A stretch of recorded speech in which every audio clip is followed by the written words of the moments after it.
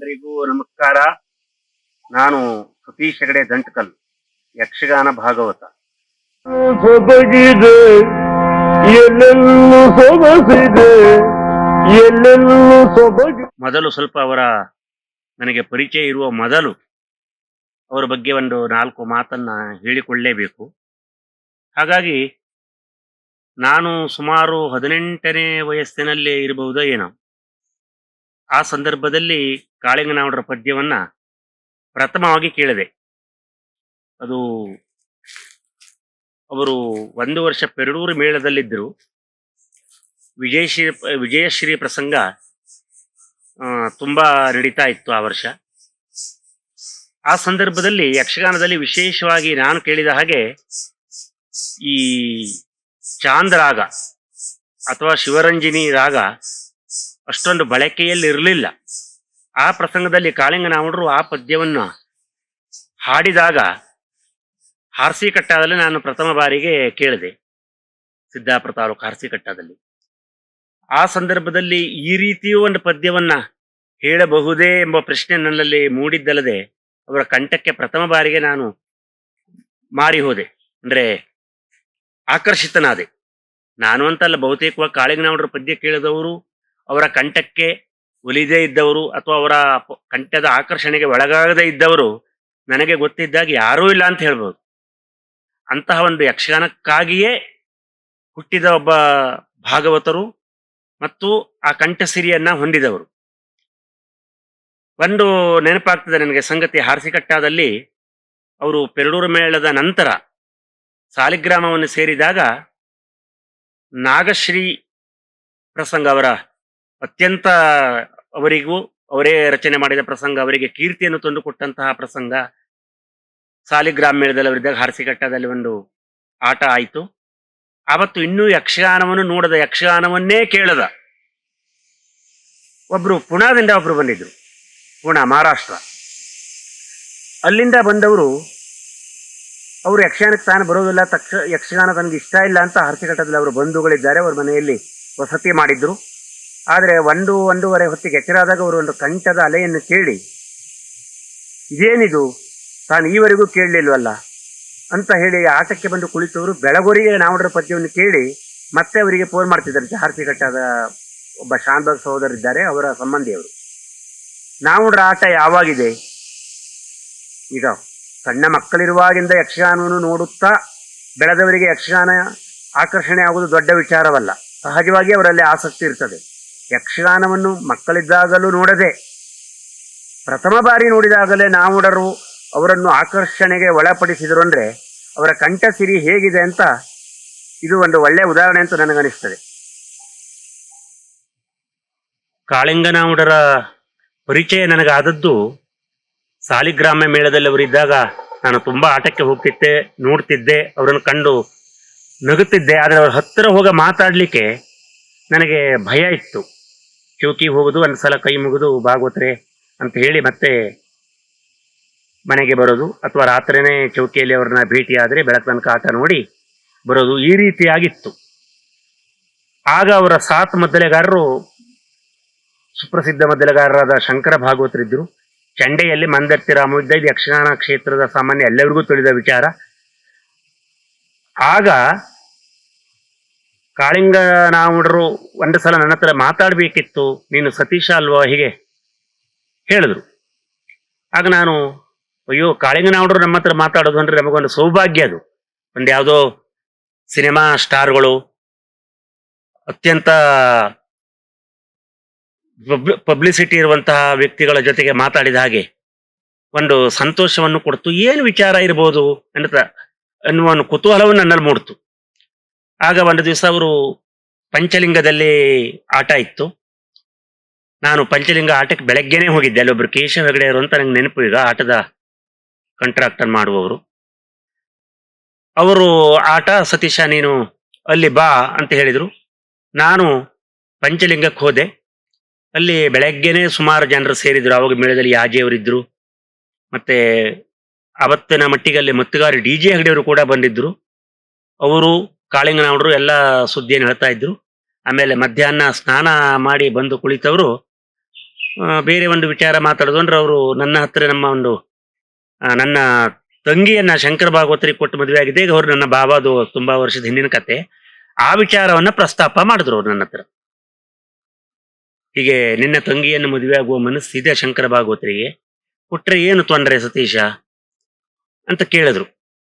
ಆಗ ನಾನು ಹಾಗೇನಿಲ್ಲ, ಬರೀ ಯಕ್ಷಗಾನದಲ್ಲಿದ್ದವರು, ಅದಕ್ಕಾಗಿ ನಮಗೆ ಸಂಬಂಧ ಮಾಡ್ಲಿಕ್ಕೆ ಅಷ್ಟು ಒಪ್ಪಿಗೆ ಇರ್ತದೆಯೋ ಇಲ್ವೋ ನಮ್ಮ ಮನೆಯಲ್ಲಿ ಅಥವಾ ಅವಳಿಗೆ ಅಂತ ಹೇಳಿದೆ. ಯಾಕೆಂದ್ರೆ ಶಂಕರ ಭಾಗವತರು ನನಗೆ ಆವಾಗ ತುಂಬಾ ಸ್ನೇಹಿತರಾಗಿದ್ರು. ಶಂಕರ ಭಾಗವತರಿಂದಲೇ ನಾನು ಚೌಕಿಗೆ ಹೋಗುದು, ಶಂಕರ ಭಾಗವತರ ಮುಖಾಂತರವಾಗಿ ನಾವುಡ್ರನ್ನು ಕಂಡು ನಕ್ಕು ಈಗ ಆಗ್ತಾ ಪರಿಚಯ ಆಗಿ ಆದದ್ದು. ಆಗ ನಾನು ವಿಚಾರ ಮಾಡ್ತೇನೆ ಅಂದ್ರೆ ಮನೆಯಲ್ಲೆಲ್ಲ ವಿಚಾರ ಮಾಡಿ ಆ ಸಂಬಂಧ ಆಯಿತು. ಅಲ್ಲಿಂದ ನಾವುಡ್ರ ಬಳಕೆಯು ತುಂಬಾ ಆಯ್ತು. ಕಾಳಿಂಗ ನಾವುಡ್ರು ಬಳಕೆ ಎಷ್ಟಾಯ್ತು ಅಂದ್ರೆ 86ನೇ ಇಸ್ವಿ 87ನೇ ಇಸ್ವಿಯಲ್ಲಿ ನನ್ನ ತಂಗಿ ಮ್ಯಾರೇಜ್ ಆಯ್ತು. ಅಷ್ಟರೊಳಗೆ ಈ ಪರಿಚಯ ಆದದ್ದು. ಅಲ್ಲಿಂದ ಅವರು ಏನು ಒಂದು ದುರ್ದೈವದ ಸಂಗತಿ ಅಂದ್ರೆ 90ನೇ ಇಸ್ವಿ ಮೇ 27ನೇ ತಾರೀಕು ಅವರು ನಮ್ಮನ್ನ ಅಗಲಿ ದೂರವಾದ್ರು. ಅಲ್ಲಿವರೆಗೂ ನಮ್ಮ ಸ್ನೇಹ ಗಾಢವಾಗಿತ್ತು. ನಮ್ಮನೆಗೆ ಒಂದ್ಸಲ ಅವರು ಬಂದಿದ್ರು. ವಿಶೇಷವಾಗಿ ಅವರು ಏನನ್ನು ನಾವುಡ್ರು ಬಂದಿದ್ದಾರೆ ಅನ್ನೋದೇ ಒಂದು ಸಂಭ್ರಮ. ನಮ್ಮನೇಲಿ ಒಂದು 25 ಜನ ಕಾಳಿಂಗ ನಾವುಡ್ರು ನೋಡ್ಲಿಕ್ಕೆ ಬಂದ್ಬಿಟ್ಟಿದ್ರು, ನಮ್ಮ ಆಚೆ ಈಚೆ ಮನೆಯಲ್ಲೇ, ನಮ್ಮ ಸಮೀಪದ ಒಂದೆರಡು ಮನೆಯಿಂದ. ಅಂದ್ರೆ ನಾವುಡ್ರ ಆಕರ್ಷಣೆ ಹೇಗಿತ್ತು ಅಂದ್ರೆ, ನಾವು ಈಗೆಲ್ಲ ಒಂದು ವೇದಿಕೆಗೆ ಕಾಳಿಂಗ ನಾವುಡ್ರು ಬಂದಾಗ ಚಪ್ಪಾಳೆ ಬೀಳ್ತಿತ್ತು. ಅವರು ಸಭೆಯಲ್ಲಿ ಹಾದು ಹೋದ್ರೆ ಜನರು ಸೀಟಿ ಹಾಕಿ ಚಪ್ಪಾಳೆ ಹೊಡಿತಿದ್ರು. ಈಗ ನಾವು ಒಬ್ಬ ಭಾಗವತರು ಪದ್ಯ ಹೇಳಲಿಕ್ಕೆ ಬಂದಾಗ ಚಪ್ಪಾಳೆ ಹೊಡೆಯುವುದನ್ನು ನೋಡಿದ್ದೇವೆ. ಅಂತ ಒಳ್ಳೊಳ್ಳೆ ಭಾಗವತರು ಇದ್ದಾರೆ, ಇಲ್ಲ ಅಂತಲ್ಲ. ಆದ್ರೆ ಕಾಳಿಂಗನವರ ಮಟ್ಟಿಗೆ ಹೇಳಬೇಕು ಅಂದ್ರೆ, ಶತಮಾನಕ್ಕೆ ಒಬ್ರು ಒಂದು ವಿಷಯದಲ್ಲಿ ಸಾಧನೆ ಮಾಡಿ ಬರ್ತಾರಲ್ಲ, ಅಂತಹ ಶತಮಾನದ ಒಬ್ಬ ಭಾಗವತರು. ಎಷ್ಟೋ ಜನರು 4 ವರ್ಷ ಹೆಸರು ಮಾಡ್ತಾರೆ, ಆಮೇಲೆ ಅವ್ರು ಯಾರು ಅಂತ ಗೊತ್ತಿರೋದಿಲ್ಲ. ಅಥವಾ ಒಂದು 10 ವರ್ಷ ಯಕ್ಷಗಾನ ರಂಗಭೂಮಿಯಲ್ಲಿ ಮೆರೀತಾರೆ. ಆದರೆ ಅಲ್ಪಾವಧಿಯಲ್ಲಿ ಅವರು ಬದುಕಿದ್ದೇ ನನಗೆ ಗೊತ್ತಿದ್ದಾಗ 33 ವರ್ಷ, 34ರ ಒಳಗೆ ಇರಬಹುದು. ಅಂತಹ ಕಾಳಿಂಗ ನಾವುಡ್ರು ಅದರಲ್ಲಿ 14 ವರ್ಷ ಅಂದ್ರೆ ಪೆರಡೂರು ಮೇಳ 1 ವರ್ಷ, ಸಾಲಿಗ್ರಾಮ 13 ವರ್ಷ, ಮತ್ತೆ ಅಮೃತೇಶ್ವರಿ ಮೇಳದಲ್ಲಿ ಬಹುತೇಕ ಅವರು 5 ವರ್ಷ ಇದ್ದು, ಪೂರ್ವ ಶಿಷ್ಯರಾಗಿ 5 ವರ್ಷ ಇದ್ರು. ಇದೆಲ್ಲಾ ಸಂದರ್ಭದಲ್ಲಿ ಅವರು ಸುಮಾರು 18-19 ವರ್ಷ ಭಾಗವತಿಕೆಯ ರಂಗದಲ್ಲೇ ಇದ್ದಾರೆ. ಅವರ 33-34 ವರ್ಷದ ಅಲ್ಪಾವಧಿಯಲ್ಲಿ. ಮಹಾತ್ಮರೇ ಹಾಗಲ್ವ, ಶಂಕರಾಚಾರ್ಯರು ಬದುಕಿದ್ದು ಕಡಿಮೆ ವರ್ಷ, ವಿವೇಕಾನಂದರು ಬಹಳ ವರ್ಷ ಬದುಕಲಿಲ್ಲ. ಅವರೆಲ್ಲ ಮಹಾತ್ಮರು. ಯಕ್ಷಗಾನದ ಮಟ್ಟಿಗೆ ನಾನು ಹೇಳಿದ್ರು ಕಾಳಿಂಗನಾವುಡ್ರು ಒಬ್ಬ ಮಹಾತ್ಮರು. ಶತಮಾನಕ್ಕೆ ಒಬ್ಬರಾಗಿ ಬಂದರು ಅಂತ ಹೇಳಿದ್ನಲ್ಲ, ಕಾಳಿಂಗನಾವುಡರನ್ನು ಮೀರಿಸಿದ ಭಾಗವತರು ನಾನು ನೋಡ್ಲಿಲ್ಲ. ಅಥವಾ ಮೀರಿಸುವ ಭಾಗವತರು ಬರ್ತಾರೆ ಎನ್ನುವ ಭರವಸೆಯೂ ಇಲ್ಲ. ಹಾಗೆಂತ ಈಗ ಹೊಸ ಭರವಸೆಗಳೆಲ್ಲ ನಮಗೆ ಬಂದಿದೆ. ಅವರು ಒಳ್ಳೆ ಪದ್ಯವನ್ನು ಹೇಳ್ತಾರೆ, ಅವರನ್ನು ನಾನು ಒಪ್ಪುತ್ತೇನೆ, ಮೆಚ್ಚುತ್ತೇನೆ. ನಾವುಡರು ಪ್ರತ್ಯೇಕವಾಗಿ ನಿಲ್ತಾರೆ ಆ ವಿಷಯದಲ್ಲಿ. ಶೇಣಿಯವರು ಅರ್ಥದಲ್ಲಿದ್ದ ಹಾಗೆ, ಕೆರೆಮನೆ ಶಿವರಾಮ ಹೆಗಡೆಯವರು, ಚಿಟ್ಟಾಣಿಯವರು, ಶಂಭು ಹೆಗಡೆಯವರು, ಮಾವು ಬೇರೆಯವರಂತ ಮುಮ್ಮೇಳದ ಕಲಾವಿದರಿದ್ದ ಹಾಗೆ ಯಾವತ್ತೂ ನಮ್ಮಲ್ಲಿ ಕೆಲವೊಬ್ಬರ ಬಗ್ಗೆ ಉದಾಹರಣೆ ಕೊಡುವಾಗ ಹೇಳ್ತಾರಲ್ಲ, ಆ ನೆನಪು ಸೂರ್ಯಚಂದ್ರ ಇರುವಲ್ಲಿವರೆಗೂ ಅವರ ಕೀರ್ತಿ ಶಾಶ್ವತವಾಗಿರ್ತದೆ ಅಂತ. ಆ ರೀತಿ ಹೇಳಬೇಕು ಅಂದ್ರೆ, ಶತಮಾನಕ್ಕೆ ಒಬ್ರು ಹೇಳಬೇಕು ಅಂದ್ರೆ ಅದು ನಾವುಡರು. ಅವರಿಗೆ ಸ್ಟಾರ್ ವ್ಯಾಲ್ಯೂ ಕಲಾವಿದರು ಆಟ ಚಂದ ಮಾಡಿಸ್ತಿದ್ರು. ಸಾಮಾನ್ಯ ಕಲಾವಿದರು ಅಂತ ಇರ್ತಾರೆ, ಅವರೇನು ಕನಿಷ್ಠ ಅಂತಲ್ಲ. ಅಂಥವ್ರಿದ್ರು ಕೂಡ ಒಂದು ಮೇಳವನ್ನು ಗಟ್ಟಿಯಾಗಿ, ಮೇಳದ ಯಜಮಾನನಿಗೆ ಲಾಸ್ ಆಗದ ಇರುವ ರೀತಿಯಲ್ಲಿ ಮೇಳವನ್ನು ನಡೆಸಬಲ್ಲ ಸಾಮರ್ಥ್ಯ ಅವರಿಗಿತ್ತು. ಅದನ್ನು ಅವರು ಮಾಡಿಯೂ ತೋರಿಸಿದ್ದಾರೆ. ಈಗ ಅವರು ಆಗ ಮೇಳದಲ್ಲಿದ್ದ ಕಲಾವಿದರು ಕೆಲವು ಜನರಿಗೆ 60 ವರ್ಷ, 65 ವರ್ಷ, 67 ವರ್ಷ ಎಲ್ಲ ಆಗಿದ್ದಿದ್ರು ಕೂಡ ಆ ಸಂದರ್ಭದಲ್ಲಿ ಅವರಿಗೆ 25 ವರ್ಷ, 30 ವರ್ಷದ ಒಳಗಿನವರು, ಗೋಪಾಲಾಚಾರ್ಯ ಇರ್ಬೋದು, ಅಶೋಕ್ ಭಟ್ ಇರ್ಬೋದು, ರಾಮನೈ ಇರ್ಬೋದು, ಅರಾಟೆ ಮಂಜೋರ್ ಇರ್ಬೋದು. ಈಗ 70 ವರ್ಷಕ್ಕಿಂತ ಹೆಚ್ಚಾಗಿ ತೀರಿ ಹೋದವರು ಇದ್ದಾರೆ. ವೆಂಕಟೇಶ್ವರ ಜಲವಳ್ಳಿ ಅಂತವರು ಹಿರಿಯ ಕಲಾವಿದರು, ನಾವುಡ್ರಕ್ಕಿಂತ ಹಿರಿಯವರು, ನಾವುಡ್ರಕ್ಕಿಂತ ಕಿರಿಯವರು. ಸಾಲೆಗ್ರಾಮದಲ್ಲಿ ಇದ್ದಾಗ ನಾವುಡ್ರು ಬಂದ್ರು ಅಂದ್ರೆ ಅಲ್ಲಿ 2 ಜನ ಮಾತಾಡ್ತಾ ಇದ್ರು, ಅದನ್ನ ನಿಲ್ಲಿಸಿ ಮೌನ ಆಗ್ತಿತ್ತು. ಅವರೇನು ನಾವುಡ್ರು ಹೇಳಿ ಅವರು ಅದನ್ನು ಪಾಲಿಸೋದಲ್ಲ, ಅವರಿಗೆ ಅಷ್ಟು ಗೌರವ ಕೊಡ್ತಿದ್ರು. ಸಹಜವಾಗಿ ಅವರ ವ್ಯಕ್ತಿತ್ವ ಹಾಗಿತ್ತು. ನಾವುಡ್ರು ಬಂದ್ರು ಅಂದ್ರೆ ಒಬ್ಬ ಶಾಸಕರು ಬಂದಂಗೆ ಹೇಳುವುದಕ್ಕಿಂತ ಒಬ್ಬ ಮಿನಿಸ್ಟರ್ ಬಂದ ಹಾಗೆ.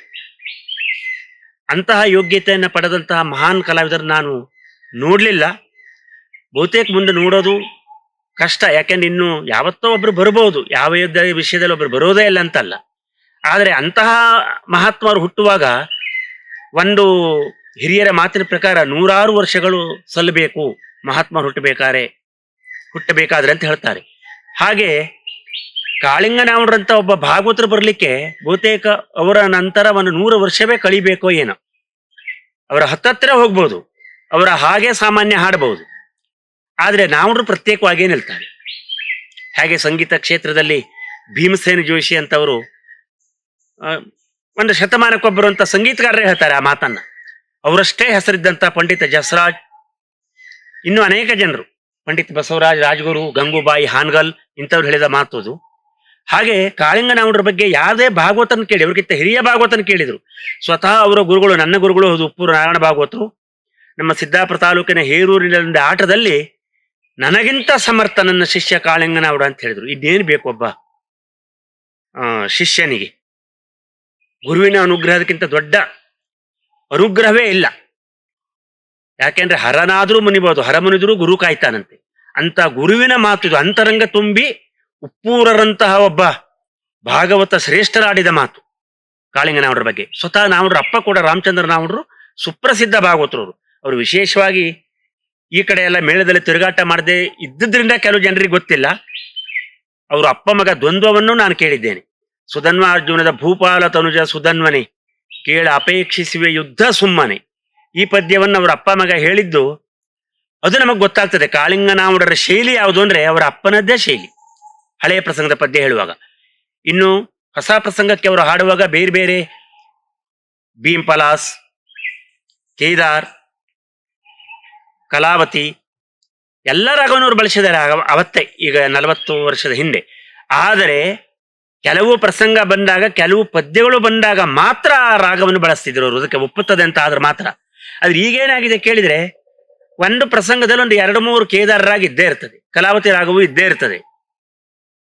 ಇನ್ನು ಯಕ್ಷಗಾನದ ಮೋಹನ, ಸಾವೇರಿ, ಧನ್ಯಾಸಿ, ಮಧ್ಯಮಾವತಿ, ಅಠಾಣ, ಇವೆಲ್ಲ ಭೈರವಿ, ಕಾಂಬೋದಿ ಇಂಥ ರಾಗಗಳು ಇರೋ ಸಹಜ. ಅವನ ಪ್ರಸಂಗದ ಎಲ್ಲ ರಾಗಗಳು ಬರ್ತದೆ.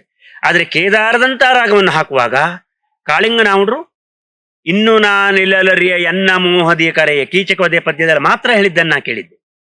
ಇಂತಹ ಬದ್ಧತೆಯು, ಶಿಸ್ತು ಎಲ್ಲವನ್ನು ಅವರು ಅಳವಡಿಸಿಕೊಂಡು ಒಂದು ಮೇಳವನ್ನು ನಡೆಸಿದ ರೀತಿ ಅದು ಯಕ್ಷಗಾನ ಲೋಕಕ್ಕೆ ಆದರ್ಶ.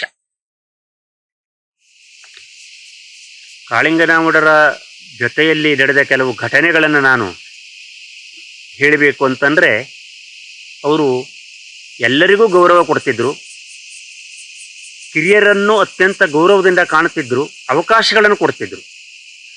ಅದಕ್ಕೆ ಒಂದೆರಡು ಘಟನೆಯನ್ನು ಹೇಳ್ತೇನೆ. ಅಂದರೆ ಒಮ್ಮೆ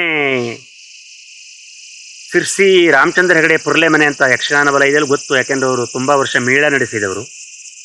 ಅವರ ಮನೆಯಲ್ಲಿ ಒಂದು ರಾತ್ರಿ ಬೆಳಗಿನ ತನಕ ಯಕ್ಷಗಾನ ಆದಾಗ ಅವರ ಮನೆಯಲ್ಲಿ ಬೆಳಗ್ಗೆ ಕೆಲವು ಪದ್ಯವನ್ನು ಕಾಳಿಂಗನಾವುಡ್ರದ್ದು ರಿಕಾರ್ಡಿಂಗ್ ಮಾಡಬೇಕು ಅಂತಾಗಿ ರಿಕಾರ್ಡಿಂಗ್ ಆಯಿತು. ರಿಕಾರ್ಡಿಂಗ್ ಆಗುವಾಗಲೇ ನಾನು ಆಟಕ್ಕೆ ಹೋದವನು ನನ್ನನ್ನು ಕರ್ಕೊಂಡು ಹೋದರು ನಾವುಡ್ರು. ಬಾ ಹೋಗುವ, ಪುರ್ಲೆ ಅವ್ರ ಮನೆಯಲ್ಲಿ ಇವತ್ತು ರಿಕಾರ್ಡಿಂಗ್ ಉಂಟು, ನೀನು ಮಧ್ಯಾಹ್ನ ಮೇಲೆ ಊಟ ಮಾಡಿ ಹೋಗ್ಬೋದು ಅಂತ ಹೇಳಿ ಕರ್ಕೊಂಡು ಹೋದರು. ಆಗ ಅಲ್ಲಿ ನಾವುಡ್ರು ಸುಮಾರು 1.5-2 ತಾಸುಗಳ ಕಾಲ ಸತತವಾಗಿ ಪದ್ಯವನ್ನು ಹೇಳಿದರು. ಮದ್ದಲೆಯಲ್ಲೂ ಶಂಕರ ಭಾಗವತರೇ ಇದ್ದರು ಆವತ್ತು. ಆಗ ಅವರ ಮನಸ್ಸಿನಲ್ಲಿ ಎಲ್ಲೋ ನನಗೊಂದು 4 ಪದ್ಯ ಹೇಳಲಿಕ್ಕೆ ಅವಕಾಶ ಕೊಡಬೇಕು ಎನ್ನುವ ವಿಚಾರ ಇತ್ತು. ನೋಡಿ, ಇದು ಎಂಥ ಒಂದು ನನ್ನ ಸೌಭಾಗ್ಯ ಅಂತ. ನಾನು ಆ ನಿರೀಕ್ಷೆಯಲ್ಲೂ ಇರಲಿಲ್ಲ, ನಾವುಡ್ರಿದ್ದಾಗ ಪದ್ಯ ಹೇಳುವ ಧೈರ್ಯವೂ ಇರಲಿಲ್ಲ. ಆದರೆ ಅವ್ರು ಏನು ಹೇಳಿದ್ರು ಅಂದರೆ, ನಾನು 2 ತಾಸಾಯಿತು ಪದ್ಯ ಹೇಳ್ತಾ ಮಾರಾಯ, ಒಮ್ಮೆ ಕೆಳಗಡೆ ಎಲ್ಲ ಹೋಗಿ ಬರ್ತೇನೆ, ಸ್ವಲ್ಪ ನೀನು ಒಂದು 4 ಪದ್ಯ ಅಲ್ಲಿವರೆಗೆ ಹೇಳು, ಗ್ಯಾಪ್ ಮಾಡೋದು ಬೇಡ ಅಂತಂದ್ರು. ಆಗ ನಾನೊಂದು 4 ಪದ್ಯ ಹೇಳುವ ಅನಿವಾರ್ಯತೆ ಬಂತು. ಅಲ್ಲಿ ಇದ್ದವರು ಹೇಳು ಅಂದರು, ಪುರ್ಲೆ ಅವರು ಮತ್ತೆ ಇನ್ನು ಕೆಲವು ಜನರೆಲ್ಲ ಇದ್ದರು. ಆಗ ಒಂದು 4 ಪದ್ಯ ಅವರು ಹಾಡಿದ ಕ್ಯಾಸೆಟ್ನಲ್ಲಿ ಮುಂದಿನದರಲ್ಲಿ ನಂದುಂಟು. ಮತ್ತೆ ಆಮೇಲೆ ಅವರು ಹೇಳಿದ್ರು, ಇದು ನನಗೊಂದು ಅವಕಾಶ ಕೊಡಬೇಕು ಅಂತ ಅವ್ರು ಹೇಳಿದರೆ ಬಿಟ್ಟರೆ, ಅವರಿಗೊಂದು 4 ತಾಸು 5 ತಾಸಲ್ಲಿ ಅವರು ರಾತ್ರಿ 12 ಗಂಟೆಗೆ ಬಂದು ಕುಳಿತರೆ ಬೆಳಗ್ಗೆ 7 ಒಬ್ಬರೇ ಪದ್ಯ ಹೇಳಿದ್ದ ನಾನೇ ಅನೇಕ ಆಟದಲ್ಲಿ ನೋಡಿದ್ದೇನೆ. ಹಾಗಾಗಿ ಅವರು ಅವಕಾಶ ಕೊಡೋದ್ರಲ್ಲೂ ಹಾಗೆ. ಅದನ್ನು ನನ್ನ ಹತ್ರ ಧಾರೇಶ್ವರರು ಕೂಡ ನನ್ನ ಸಹಪಾಠಿಗಳು ಅವರು, ಮತ್ತು ನಾವು ಒಟ್ಟಿಗೆ ಯಕ್ಷಗಾನ ಕಲಾಕೇಂದ್ರದಲ್ಲಿ ಕಲಿತವರು. ಅವರು ಮಳೆಗಾಲದಲ್ಲಿ ಬಾಂಬೆ ಅಂತ ಆಟಕ್ಕೆ ಹೋಗುವಾಗ ನಾವುಡರು ದಾರೇಶ್ವರನ 1 ಗಂಟೆಯವರೆಗೆ ಪದ್ಯ ಹೇಳಲಿಕ್ಕೆ ಕರೆದುಕೊಂಡು ಹೋಗ್ತಿದ್ರು ನಮ್ಮ ಸಹ ಭಾಗವತರಾಗಿ. ಆಗ ಅಲ್ಲಿಯೂ ದಾರೇಶ್ವರ ಹೇಳ್ತಿದ್ರು, ಅಷ್ಟು ಅವಕಾಶ ಕೊಡೋದು, ನೀನು ಹೇಳು 1 ಗಂಟೆಯವರೆಗೆ, ತೊಂದರೆ ಇಲ್ಲ ಮಾರಾಯ, ಅದಕ್ಕೆಂತ ನೀನು ತಲೆ ಬಿಸಿ ಮಾಡ್ಕೊಳ್ತಿ, ಪದ್ಯ ಹೇಳುವಂತ ಹೇಳಿ ಅವರಿಗೆ ಅವಕಾಶವನ್ನು ಕೊಡ್ತಿದ್ರಂತೆ. ಹಾಗಾಗಿ ನಾವುಡರ ಜೊತೆಯಲ್ಲಿ ದಾರೇಶ್ವರ 1 ಗಂಟೆಯವರೆಗೆ ಪದ್ಯ ಹೇಳ್ತಿದ್ರು ಬಾಂಬೈದಲ್ಲಿ. ಇದು ಆಗ ಆಟದಲ್ಲಿರ್ತಿದ್ದ ಯಾಜಿಯವರು ಇರ್ಬೋದು, ಕೊಂಡದ ಕುಳಿಯವರು ಇರ್ಬೋದು, ಅವರಿಗೆಲ್ಲ ಗೊತ್ತಿದೆ. ಅವಕಾಶವನ್ನು ಕೊಡೋದು ಹಾಗೆ ಅವರು. ಕೊಂಡದ ಕುಳಿಯವರ ಹತ್ರ ಎಲ್ಲಾ ಪಾತ್ರವನ್ನು ಒಂದೊಂದು ಪ್ರಸಂಗದಲ್ಲಿ ಅವರು 4-5 ಪಾತ್ರವನ್ನು ಮಾಡಿಸಿದ್ದಾರೆ. ಕೊಂಡದ ಕುಳಿಯವರು ಆ ಕೊಟ್ಟ ಎಲ್ಲಾ ಪಾತ್ರವನ್ನು ಯಶಸ್ವಿಯಾಗಿ ಮಾಡಿದ್ದಾರೆ. ಆಮೇಲೆ ಅವರು ಗದಾ ಯುದ್ಧದ ಕೌರವನ ಪಾತ್ರವನ್ನು ಅವ್ರ ಹತ್ರೇ ಮಾಡಿಸಿದ್ರು, ಕೊಂಡದ ಕುಳಿಯವರ ಹತ್ರ. ಅಂದ್ರೆ ನಾವುಡ್ರ ಹಾಗೆ ಒಬ್ಬವನನ್ನು ತೂಗಿ ಅಳೆದು ಅವನ ಸಾಮರ್ಥ್ಯವನ್ನು ತಿಳಿದು ಅವಕಾಶವನ್ನು ಕೊಡುವಂತಹ ಒಬ್ಬ, ಆ ವಯಸ್ಸಿನಲ್ಲಿ ಅಷ್ಟು ಪ್ರಬುದ್ಧತೆಯೂ ಕೂಡ ಅವರಲ್ಲಿತ್ತು. ಹಾಗೆ ನಾನು ಒಂದು ಯಕ್ಷಗಾನಕ್ಕೆ ಹೋದಾಗ ಮರುದಿವಸ ಸಾಗರದಲ್ಲೇ ಆಟ ಇತ್ತು, ಸಾಲಿಗ್ರಾಮ ಮೇಳದ್ದು. ಅವರ ಟೆಂಪೋದಲ್ಲೇ ಬಂದೆ ಸಿರ್ಸಿಯವರಿಗೆ. ಸತೀಶ ಇವಳು ಸಾಗರಕ್ಕೆ ಹೋಗುವ ಇವತ್ತು ಆಟಕ್ಕೆ, ಒಂದು ಆಟ ನೋಡಿ ಬರುವ ಅಂತ ಹೇಳಿದ್ರು. ಇಲ್ಲ ಮಾರ್ರ, ಇವತ್ತು ನಾನು ಬರುವುದಿಲ್ಲ, ನನ್ನ ಶರ್ಟ್ ಎಲ್ಲ ಗಲೀಜಾಗಿದೆ ಅಂತ ಹೇಳಿದೆ. ತಕ್ಷಣ ಸೂಟ್ ಕೇಸ್ ತೆಗೆದ್ರು, ಓಪನ್ ಮಾಡಿ ಒಂದು ಶರ್ಟ್ ತೆಗೆದುಕೊಟ್ರು ನನಗೆ. ಈ ಶರ್ಟ್ ಹಾಕೋ ಬಾ. ಅವರು ಏನು ವಯಸ್ಸಿನಲ್ಲಿ ಬಹಳ ದೊಡ್ಡವರು ಅಲ್ಲದೇ ಇದ್ದಿದ್ದರಿಂದ ನನಗಿಂತ ಒಂದು 4 ಅಥವಾ 5 ವರ್ಷ ದೊಡ್ಡವರು ಇರಬಹುದೇ ಏನವರು. ಆಗ ನನಗೆ ಅಲ್ಲ ಹೇಳಲಿಕ್ಕೆ ಆಗಲಿಲ್ಲ. ಅಂದ್ರೆ ಅವ್ರ ಒತ್ತಾಯ ಹಾಗಿರ್ತಿತ್ತು, ನೀ ಬಾ ಅಂದ್ರೆ ಬಾ ಅಷ್ಟೇ, ಬರಬೇಕು. ಆ ಪ್ರೀತಿಯಲ್ಲೂ ಒಂದು ಆ ಧ್ವನಿ ಇರ್ತಿತ್ತು. ಆಗ ನಾನು ಅವರು ಕೊಟ್ಟ ಶರ್ಟನ್ನು ಹಾಕಿಕೊಂಡು ಸಾಗರಕ್ಕೆ ಹೋಗಿ ಅವರ ಜೊತೆಯಲ್ಲೇ ಸಂಜೆವರೆಗಿದ್ದು ಮತ್ತೆ ಅಲ್ಲಿ ಬೆಳಗ್ಗೆ ತನಕ ಆಟ ನೋಡಿ ಮನೆಗೆ ಬಂದೆ. ಹೀಗೆ 1 ವರ್ಷ ಮಳೆಗಾಲದಲ್ಲಿ ಪ್ರತಿ ವರ್ಷವೂ ಅವರ ಆಟ ಸಾಮಾನ್ಯ ಜೂನ್ ತಿಂಗಳಲ್ಲಿ ಮೇದಲ್ಲಿ ಮುಗಿದ್ರೆ ಜೂನ್ ಅರ್ಧ ಭಾಗದಲ್ಲಿ ಹೀಗೆ ಪ್ರಾರಂಭವಾಗುವ ರೂಢಿ. ರವೀಂದ್ರ ಕಲಾಕ್ಷೇತ್ರ, ಟೌನ್ ಹಾಲು ಹೀಗೆಲ್ಲ ಯಕ್ಷಗಾನ ನಡೀತಿತ್ತು. ನಾನು ಇಲ್ಲಿಂದ ಶಂಕರ ಭಾಗವತರೇ ಮೊದಲಿಗೆ ಇರ್ತಿದ್ರು, ಅವರ ಜೊತೆಯಲ್ಲಿ ಬೆಂಗಳೂರಿಗೆ ಹೋದೆ. ಆಗ ಮಂಗಳೂರಿನಿಂದ ಕಾಳಿಂಗನವರು ವಿಮಾನದಲ್ಲಿ ಬೆಂಗಳೂರಿಗೆ ಬಂದಿದ್ದಾರೆ. ನಮಗದು ಒಂದು ವೈಭವ ವಿಶೇಷ ಅಂದ್ರೆ ಅದು ಹೇಳಲಿಕ್ಕೆ ಸಾಧ್ಯ ಇಲ್ಲ. ಇವತ್ತಿನ ಕಾಲ ಅಲ್ಲ ನೋಡಿ. ಆಗ ಆ ಕಾಲದಲ್ಲಿ ನಾವುಡರನ್ನ ವಿಮಾನದಲ್ಲಿ ಕರೆಸಿಕೊಂಡಿದ್ದಾರೆ ಅಂದ್ರೆ ಒಬ್ಬ ಸಿನಿಮಾದ ಹೀರೋನಿಗೆ ಸಿಕ್ಕುವಂತಹ ಒಂದು ಮಾನ ಸನ್ಮಾನಗಳು ಅವರಿಗೆ ಸಿಕ್ಕಿದೆ ಅಂತಲೇ ಅರ್ಥ. 8 ದಿವಸ ಆಟಿತ್ತು ಅಲ್ಲಿ. ಟೆಂಕು ಮತ್ತೆ ಬಡಗು 2 ತಿಟ್ಟುಗಳು ಯಕ್ಷಗಾನ ಇತ್ತು. ನಾವುಡ್ರು ಬಡಗಿನಲ್ಲಿ ಸ್ವಾಭಾವಿಕವಾಗಿ ಪದ್ಯ ಹೇಳೋದಲ್ಲ, 8 ದಿವಸ ಅವ್ರ ಪದ್ಯ ಕೇಳಬೇಕು ಅಂತ ನನಗೂ ಖುಷಿ. ನಾನೇನು ಮಾಡಿದೆ ಅಂದರೆ ರಾತ್ರಿ ಬೆಳಗ್ಗೆವರೆಗೆ 8 ದಿವಸ ಪದ್ಯ ಕೇಳಿ ಕಾಳಿಂಗನವರು ಹೇಳಿದ್ರು, ನಿನಗೊಂದು ಯಕ್ಷಗಾನ ಹುಚ್ಚಿ ಹಿಡಿತು ಮಾರಾಯ, ಮತ್ತೆ ಮೇಳಕ್ಕೆ ಬರುವ ವಿಚಾರ ಉಂಟು ಕೇಳಿದ್ರು. ಇಲ್ಲ, ನನಗೆ ಮೇಳಕ್ಕೆ ಬರೋದಿಲ್ಲ, ನಾನು ಯಕ್ಷಗಾನ ಹುಚ್ಚಿದೆ, ಹವ್ಯಾಸಿಯಾಗಿ ಭಾಗವತಿಕೆ ಮಾಡ್ತೇನೆ. ಆದರೆ ನಿಮ್ಮ ಪದ್ಯವನ್ನು ದಿವಸ ಕೇಳಲಿಕ್ಕೆ ನಮಗೆ 8 ದಿವಸ ಅವಕಾಶ ಸಿಕ್ಕೋದು ಅಂದ್ರೆ ಇದೇ ಒಂದು ಸಂದರ್ಭ. ನೀವು ಮೇಳದಲ್ಲಿದ್ದಾಗ ಯಾವ್ಯಾವುದೋ ಊರಿಗೆ ಬಂದು ಪ್ರತಿದಿನ ಕೇಳಬೇಕು. ಇಲ್ಲ, ಹಾಗಲ್ಲ, ಪ್ರತಿ ದಿವಸ ಬೆಂಗಳೂರಿನಲ್ಲಿ ಒಂದೇ ಕಡೆಯಲ್ಲಿ ಆಟ. ಅವರು ನಾನೊಬ್ಬ ಕಲಾವಿದನಾಗಿ ಹೋದರೆ ಹೇಗೆ ನೋಡಿಕೊಳ್ತಾರೋ, ನನಗೆ ರೂಮಿನ ವ್ಯವಸ್ಥೆ, ಅವರ ಜೊತೆಯಲ್ಲಿಯೇ ನಾನು ಉಳಿಯೋದು. ಮತ್ತೆ 8 ದಿವಸ ಆದಮೇಲೆ ಆಗೆಲ್ಲ ಬಸ್ ಟಿಕೆಟ್ ಅನ್ನು ಆಟ ಹಿಡಿದವರು ಮಾಡಿಕೊಡ್ತಿದ್ರು, ರಿಸರ್ವೇಶನ್ ಮಾಡಿ. ಅದನ್ನು ನನಗೂ ಕೂಡ ಮಾಡಿಸಿದ್ರು ನಾವುಡ್ರು ಮನೆಗೆ ಬರಲಿಕ್ಕೆ. ನಾನೇನು ಕಲಾವಿದನಲ್ಲ, 1 ದಿವಸವೂ ಪದ್ಯ ಹೇಳಲಿಲ್ಲ. ಅಷ್ಟು ಪ್ರೀತಿಯಿಂದ ಕಂಡರು. ಹಾಗಾಗಿ ನಾವುಡರು ಕಿರಿಯರನ್ನು ಕಾಣುವ ರೀತಿ, ಹಿರಿಯರಿಗೆ ಕೊಡುವ ಗೌರವ, ಇದನ್ನು ಕೂಡ ನಾವು ಜೀವನದಲ್ಲಿ ಅದನ್ನು ಅಳವಡಿಸಿಕೊಳ್ಬೇಕು. ಮತ್ತೆ ಮೇಳದಲ್ಲಿದ್ದಾಗ ಮೇಳದ ಕೆಲವು ರೂಲ್ಸ್ ಏನಿದೆ ಆ ಪ್ರಕಾರ ಮಾತ್ರ ನಡೆದುಕೊಳ್ಳೋರಲ್ಲ ಅವರು. ಇವತ್ತು ಒಬ್ಬರ ಭಾಗವತರಿಲ್ಲ ಅಂದ್ರೆ 11 ಗಂಟೆಗೆ ಬಂದರು, 10 ಗಂಟೆಗೆ ಬಂದರು, ಬೆಳಗೋರಿಗೆ ಪದ್ಯ ಹೇಳಿದರು. ಅವರ ಎನರ್ಜಿನೂ ಹಾಗೆ ಇತ್ತು, ಅವರ ಕಂಠವೂ ಹಾಗೆ ಇತ್ತು. ಅದು ಒಂದು ಕ್ರಾಂತಿಕಾರಿ ಕಂಠ. ಆ ದೈವಿಕತ್ವವಾಗಿ ಅವರಿಗೆ ಆ ಶಕ್ತಿಯನ್ನ ದೇವರು ನೀಡಿದ್ದಾನೆ ಅಂದ್ರೆ 2 ಮಾತಿಲ್ಲ. ಅದಕ್ಕೆ ಅವರ ಪರಿಶ್ರಮವೂ ಹಾಗೆ ಇತ್ತು. ಭಾಗವತಿಗೆ ಏನೇ ಬೇಕು ಅಷ್ಟದನ್ನು ಅವರು ಗಳಿಸಿಕೊಂಡಿದ್ರು.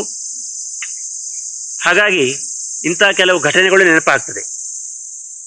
ಮತ್ತೆ ಕಾಳಿಂಗನಾವುಡ್ರು ಈ ಕಡೆ ಬಂದಾಗ ನಮ್ಮನೆಗೆ ಒಮ್ಮೆ ಬಂದಿದ್ರು. ಅದರಲ್ಲಿ ಅವರು ನಮ್ಮ ಮನೆಯಲ್ಲಿಯೇ ಒಂದು ಸಂಜೆ ಹೊತ್ತಿನಲ್ಲಿ ಕೀಚೆ ಕೊದೆಯ ಬಾಡಿದನು ಬಳಲಿದನು ರಾಗವನ್ನ ಹಿಂದೋಳದಲ್ಲಿ ಹಾಡಿ ತುಂಬಾ ಸಂತೋಷ ಕೊಟ್ಟರು ನಮಗೆ. ಯಾಕೆಂದ್ರೆ ನಮ್ಮಲ್ಲಿ ನಮ್ಮ ತಾಯಿಯವರಿಗೆಲ್ಲ ಅವತ್ತು ಆಟಕ್ಕೆ ಬರಲಿಕ್ಕೆ ಆಗ್ತಾ ಇರಲಿಲ್ಲ. ನಾವುಡ್ರ ಪದ್ಯ ಕೇಳಬೇಕು ಎನ್ನುವ ಬಯಕೆ ಇದೆ ಅಂತ ನಾನು ಹೇಳಿದಾಗ, ಹೀಗೆ ನಮ್ಮ ಹಾಲ್ ಅಂತ ಹೇಳ್ತೇವಲ್ಲ, ನಮ್ಮ ಕಡೆಯಲ್ಲಿ ಜಗುಲಿ ಅಂತ ಹೇಳ್ತಾರೆ, ಅಲ್ಲಿ ಕುಳಿತು ಆ ಹಾಡನ್ನು ತಕ್ಷಣ ಹಾಡೋದು. ಅವರಿಗೆ ಅಂತ ಅಹಂಕಾರ ಕೂಡ ಇರಲಿಲ್ಲ, ಮನೆಯಲ್ಲೆಲ್ಲ ಈಗ ಪದ್ಯ ಹೇಳೋದು ಹಾಗೆ ಈಗ ನಾನು ಪದ್ಯ ಹೇಳೋದಿಲ್ಲ, ಬೇಕಾದ್ರೆ ಆಟಕ್ಕೆ ಬನ್ನಿ ಅಂತ ಹೇಳೋರು ಇರ್ತಾರೆ, ಎಲ್ಲರೂ ಹಾಗೆ ಅಂತಲ್ಲ.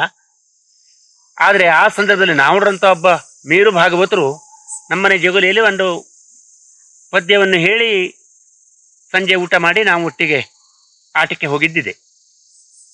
ಹಾಗೆ ಅವರು ಕೌಟುಂಬಿಕವಾಗಿ ನಮ್ಮನ್ನ ಹಾಗೆ ಹಚ್ಕೊಂಡಿದ್ರು, ನಾವು ಕೂಡ ಅವರನ್ನು ಹಚ್ಕೊಂಡಾಗಿತ್ತು. ಆಮೇಲೆ ಅವರ ಮದುವೆ ಆಯಿತು. ಮತ್ತೆ ಅವರ ಮಗ ಗೊತ್ತಿದೆ ಎಲ್ಲರಿಗೂ, ಆಗ್ನೇಯ ನಾವುಡ ಅಂತ. ಇದೆಲ್ಲ ಆದ ಮೇಲೆ ಶಂಕರ ಭಾಗವತರ ಮದುವೆ ಸುದ್ದಿ ಹಿಂದೆ ನಾನು ಹೇಳಿದ್ದೆ.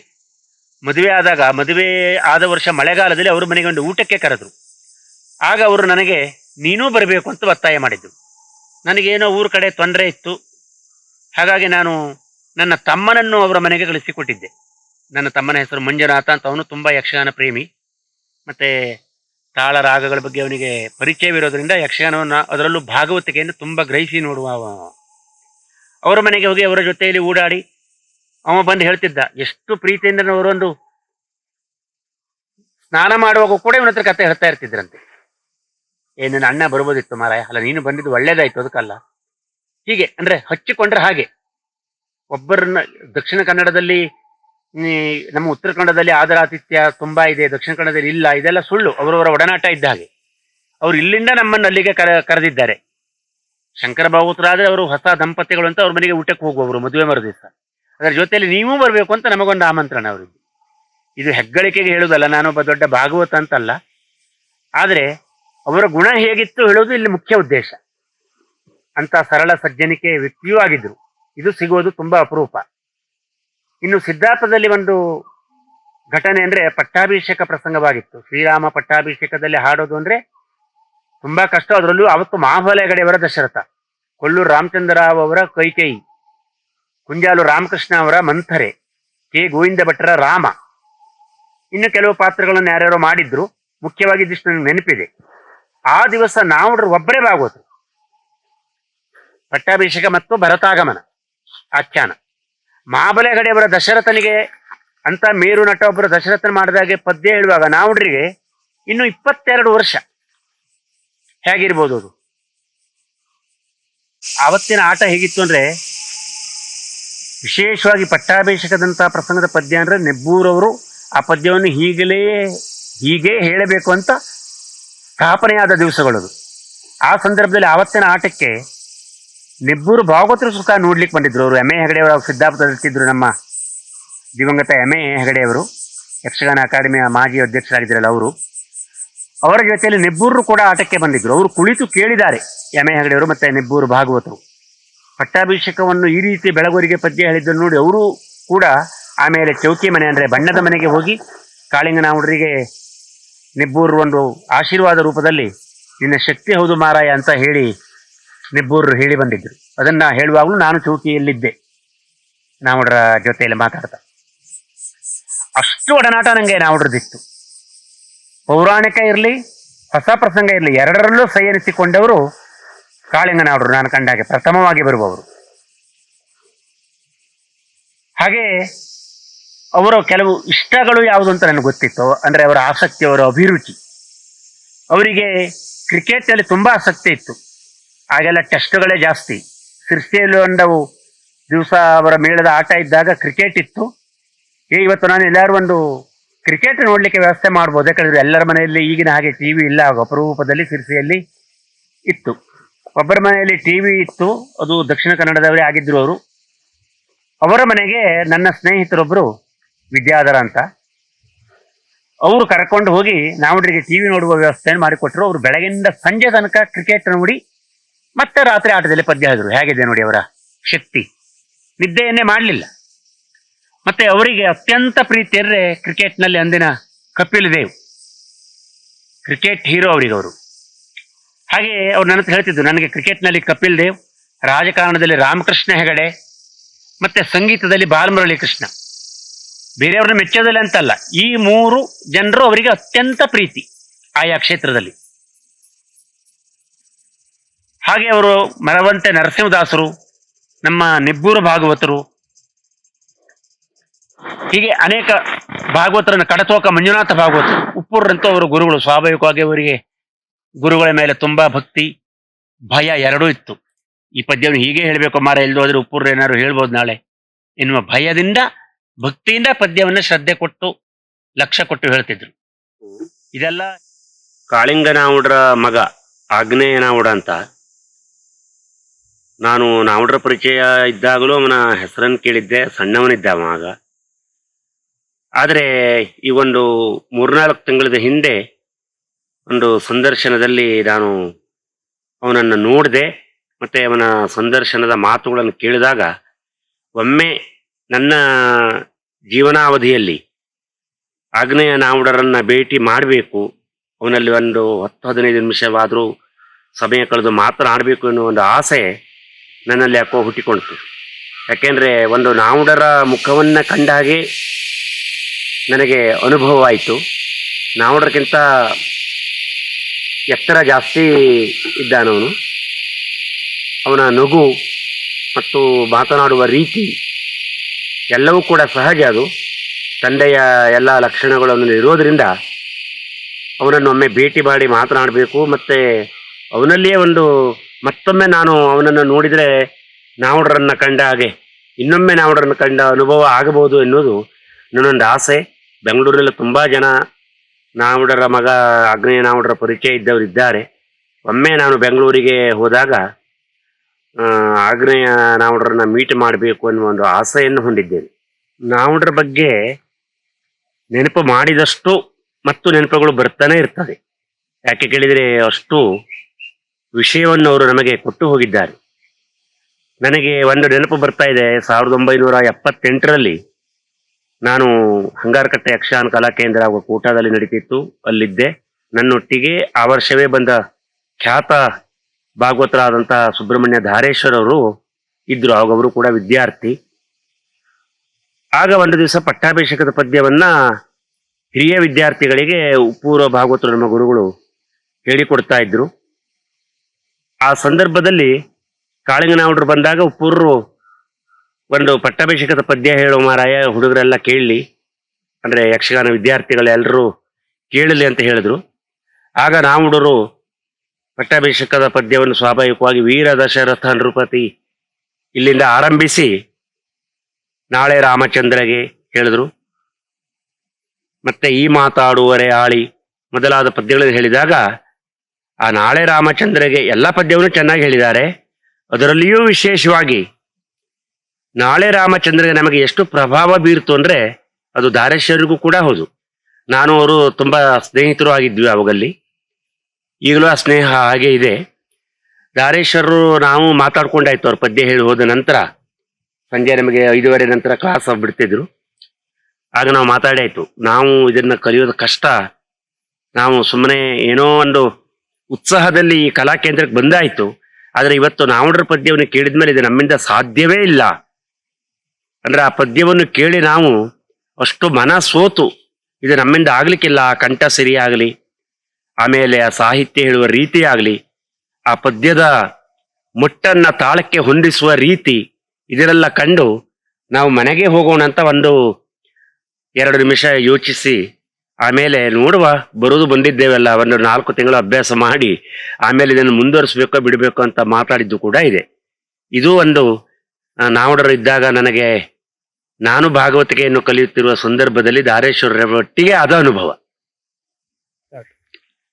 ಇಷ್ಟೆಲ್ಲ ನಾವುಡರ ಬಗ್ಗೆ ಮಾತಾಡಿದ್ರು ಅವರು ನಮ್ಮನ್ನಗಲಿ ಸುಮಾರು 33 ವರ್ಷಗಳು ಗತಿಸಿ ಹೋದ್ರು ಕೂಡ ಒಂದೊಂದು ದಿವಸ ಸುಮ್ಮನೆ ಕುಳಿತಾಗ ಅವರ ನೆನಪು ಆ 33 ವರ್ಷದ ಹಿಂದಿಂದ ನಮ್ಮ ಮನಸ್ಸಿನಲ್ಲಿ ಬರ್ತಾ ಹೋಗ್ತದೆ. ನಾನು ಅಂತಲ್ಲ, ಯಕ್ಷಗಾನದ ಯಾವುದೇ ಭಾಗವತರಿರ್ಬೋದು, ಕಲಾಭಿಮಾನಿಗಳಿರ್ಬೋದು, ಅವರ ಪದ್ಯವನ್ನು ಕೇಳಿದ ಪ್ರತಿಯೊಬ್ಬರಿಗೂ ಆ ನೆನಪುಗಳನ್ನು ಮರೀಲಿಕ್ಕೆ ಸಾಧ್ಯ ಇಲ್ಲ.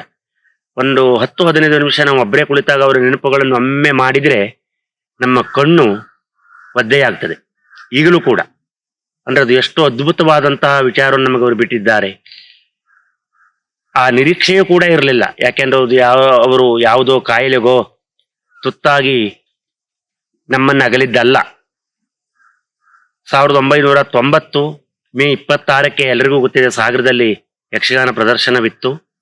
ಅವರು ಅದನ್ನು ಮುಗಿಸಿ ಸಾಮಾನ್ಯ ಬೆಳಗಿನ ಜಾವ ಅಂತ ಹೇಳ್ತಾರಲ್ಲ, 4-5 ಗಂಟೆಗೆ ಮನೆಗೆ ಹೊರಟು ಅಲ್ಲಿಂದ ಅವರು ಬೈಕ್ನಲ್ಲಿ ಹೋಗುವಾಗ ಅವ್ರಿಗೆ ಆಕ್ಸಿಡೆಂಟ್ ಆಗಿ ಅವರು ತೀರಿಕೊಂಡ್ರು. ಆದ್ರೆ ನಮ್ಮ ಹಳ್ಳಿಯಲ್ಲೆಲ್ಲ ಆಗ ಈ ಮೊಬೈಲ್ ಆಗಲಿ, ಲ್ಯಾಂಡ್ ಫೋನ್ಗಳಾಗಲಿ, ಮಾಧ್ಯಮದ ಸಂಪರ್ಕಗಳೇ ಕಡಿಮೆ ಇದ್ದಿದ್ರಿಂದ ನನಗೆ ಗೊತ್ತಾಗುವಾಗ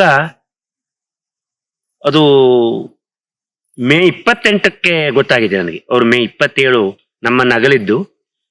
ಒಮ್ಮೆ ಅಂದ್ರೆ ಆ ಶಾಕ್ ಹೇಗೆ ಇರ್ತದೆ ಅಂದ್ರೆ, ಈ ಏಜ್ ಆದ್ರೆ ಬಹುತೇಕ ನಾವು ತಡ್ಕೊಳ್ಳೋದು ಕಷ್ಟ.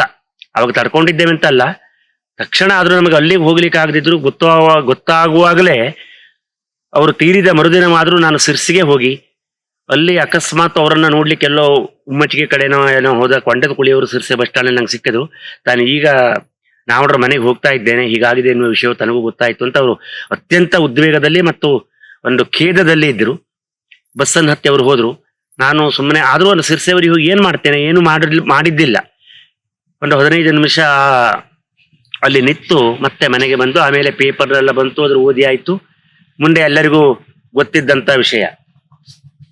ಅವರೊಬ್ಬ ಮಹಾನ್ ಕಲಾವಿದರು ಅನ್ನೋದ್ರ ಬಗ್ಗೆ ಆ ಕಾಲದಲ್ಲಿ ಅವರು ನಮ್ಮನ್ನ ಅಗಲಿದಾಗ ಸುಮಾರು ಪತ್ರಿಕೆಗಳು ಬರೆದ ಹಾಗೆ, ಜನರು ಹೇಳುವ ಹಾಗೆ 5,000 ಜನ ಸೇರಿದ್ರಂತೆ.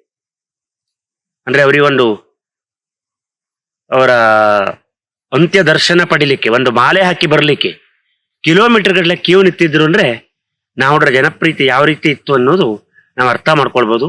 ಆದ್ರೆ ಆ ದುಃಖದಿಂದ ನಮಗೆ ಖಂಡಿತ ಹೊರಗೆ ಬರ್ಲಿಕ್ಕೆ ಆಗೋದೇ ಇಲ್ಲ. ಅದು ನಾವಿರೆಲ್ಲರಿಗೂ ಆ ಒಂದು ದುಗುಡ ದುಮ್ಮಾನಗಳು ನಮ್ಮ ಮನಸ್ಸಿನಲ್ಲಿ ಇದ್ದೇ ಇರ್ತದೆ. ಆದ್ರೆ ಅವರ ಅನೇಕ ನೆನಪುಗಳು, ಸಿಹಿ ನೆನಪುಗಳು ಕೂಡ ನಮ್ಮ ಜೊತೆಗಿದೆ. ಕಾಳಿಂಗನಾವುಡ್ರು ನಮ್ಮನ್ನ ಅಗಲಿದ ಸಮಯದಲ್ಲಿ ನನಗೆ ಗೊತ್ತಿದ್ದ ಹಾಗೆ ಕರ್ನಾಟಕದಲ್ಲಿ ಶ್ರೀಮಾನ್ ಬಂಗಾರಪ್ಪನವರು ಮುಖ್ಯಮಂತ್ರಿಗಳಿದ್ದರು ಅಂತ ನೆನಪು ನನಗೆ. ವಿಧಾನಸೌಧ ಕಲಾಪದಲ್ಲಿ